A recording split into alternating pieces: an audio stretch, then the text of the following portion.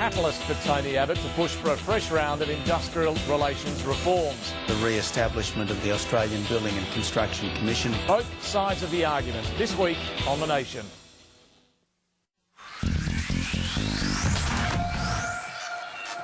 Welcome back. With talk that China might be growing at a slower pace than expected, what might this do to the coal price, which in recent times has been climbing out of the mines? One man who spends his life metaphorically in a coal mine is Bruce Jakes, Director of IHS McCloskey. Mate, how are you? G'day, Peter. Not bad. Oh, I never thought that. I was writing the lead. I thought to myself, he thinks about coal all the time. He's kind of living a life as a coal miner. Well, yeah. My wife thinks I should get a life.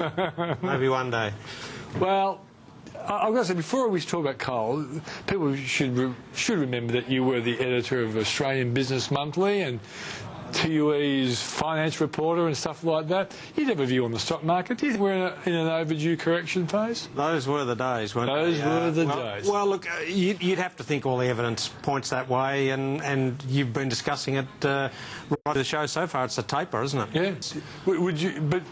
Would you be a buyer soon to get in for the eventual comeback? Well, I think you have to be a bit picky, and it's like that about coal at the moment. Okay. You know, there might be some buying, but you just need to be a bit selective. And of course, the currency is very important in coal, as important as any industry, I'd imagine. Okay. And that's probably part of the reason why people have been talking more glowingly about coal, because of the currency. Well, that's right. It's the lucky country syndrome. I mean, things were the price has been tracking down. It's been a little bit improved the last quarter, but still, you know, we're way past the not like it was party times. Yeah. So, but lo and behold, the currency drops. Just when we're starting to feel a pinch, the currency drops about 15%. Yeah. It is a bit of a fillip, but the guys are still struggling a bit out there. Costs are fairly high. Okay. So we'll go to costs in a second.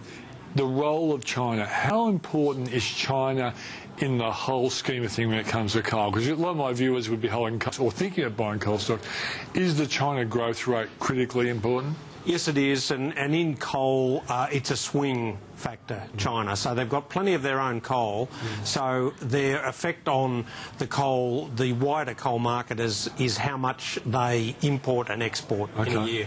And recently, in recent times, they haven't been importing as much, and they're getting very sharp on the prices they want to buy it at when they buy it. Yeah. Okay. And is there, in people trying to isolate the companies they should look at, is there certain kind of coal that has more potential on your estimation?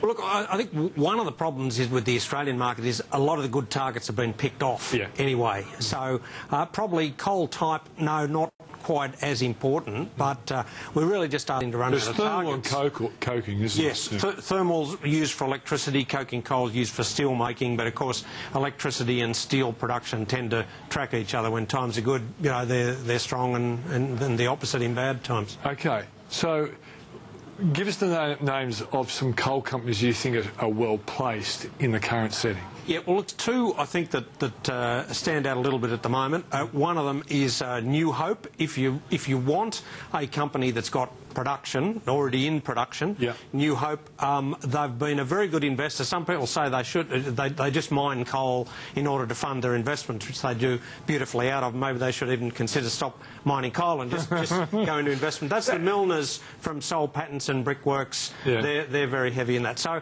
it's a savvy company. It's got a lot of cash. Carnegie must like them as well. It's got a lot of cash and some pretty good coal production as well. Yeah. I think the caution with any of these companies, of course, is that you buy now, you might have to wait a little while for things too. You might not get them at the bottom. There might be a little bit of pain yet, and it is a bit of a punt on the currency. So if you're bearish on the currency, it's a good buy now. Okay, that's New Hope.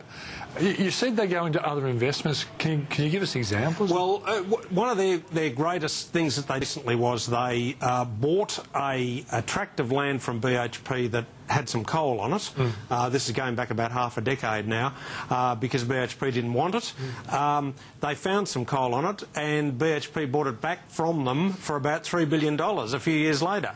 So that's why I say, forget about actually coal mining, just go into trading and fiddling around with assets. But look, I'm only joking. I think they've got about 5 million tonnes, 6 million tonnes of steaming coal production goes out of Brisbane, which is a good port, an unencumbered port that it goes out of. So I think they've got some good things about them. Okay, so what about the other company? Yep, the other one I was thinking of is a thing called Bandana. Now, that's, I think you'd have to say, a little bit more speculative because they don't produce coal at the moment. So if you want something that might give you a bit more uplift if things go right, then they're very well placed to get into production in the next couple of years. Big, efficient looking thermal mine in Queensland. If everything goes right for them and the currency favours them, they could be okay as well. Okay.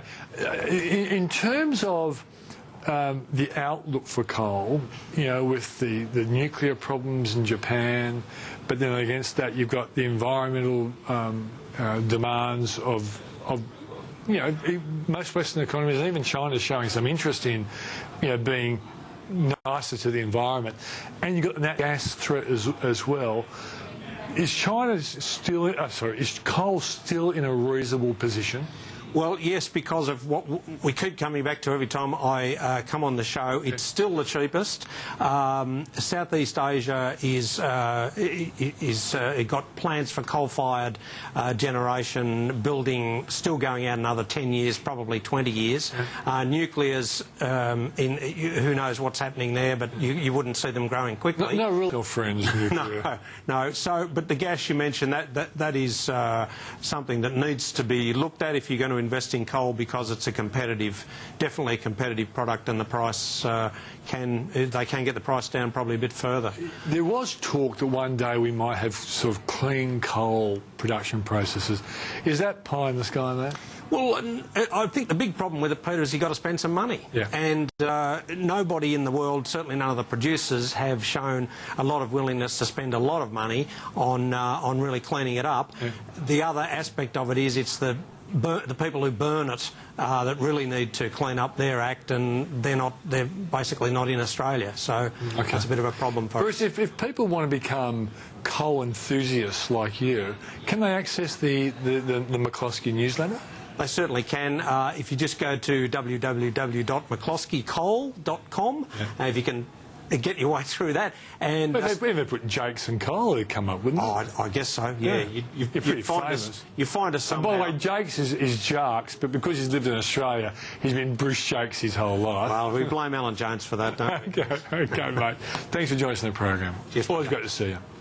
New home sales slipped 0.4% in December, and so this is a sign that the housing recovery is a sign that the housing recovery is faltering.